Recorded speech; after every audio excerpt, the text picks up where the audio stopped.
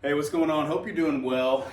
Been doing a little clang and bang therapy in the garage gym this morning, enjoying myself, but also thinking about some information I came across recently that I want to share with you. I find it significant, and it's talking about communication.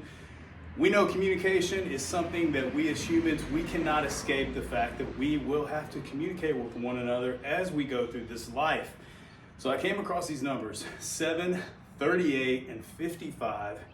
And I found them significant. The most significant being the first number, 7.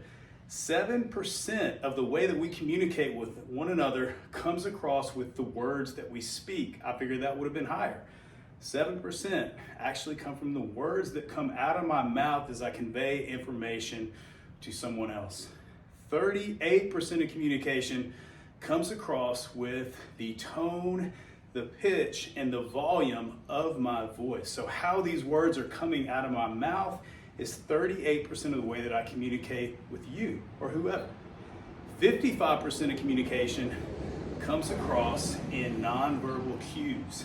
Things like my facial expressions, my body language speak more to another person than actually the tone, the volume of my voice, or the actual words that are coming out of my voice. I find all of this to be fascinating information because I don't know about you, but communication is a skill.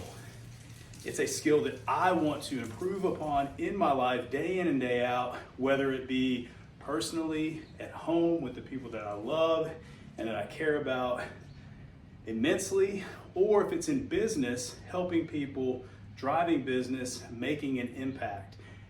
Communication is something I want to improve in. We know if we're going to improve upon something, if we are going to develop a skill for betterment, that means that we have to pay attention to it, we have to focus on it, we have to work on it, consistency, discipline, all of that. With that, I need to pay attention to how I'm communicating with people, my body language, the tone of my voice. I just told you the numbers. Those actually speak more to somebody than the words that I'm actually saying. I find that incredible. So, how do we do this? Well, we have to self-audit. We have to, maybe if I've been in a tough conversation where passion has risen up, when the dust settles, I have to talk to somebody and say, hey, what went wrong there? Or on the other side of it, what went right? So I can learn from that.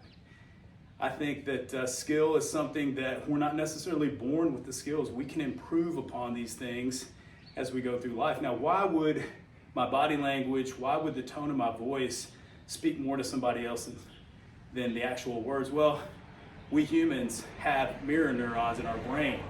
And so even without thinking about it on a subconscious level, these mirror neurons are going to reflect what's going on with the other person. So you'll notice you'll have the same body language maybe as somebody else when you see them do something, or if they get loud, you're gonna find that your voice is gonna creep up too.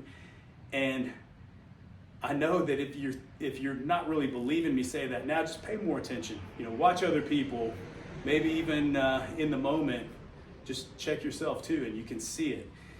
Now, Kobe Bryant, one of the best basketball players to ever pick up a basketball, at the peak of his career, he was still a gym rat. He was the dude in the gym shooting free throws, working on his ball handling skills at the peak of his career. If Kobe Bryant can continue to work on his skills and hone his craft, then me, somebody who I wouldn't say that I'm great at communicating, I definitely need to be working on something that I want to improve upon for the betterment of my life in multiple facets. Hope you find benefit in that. Be well. Let's make impact.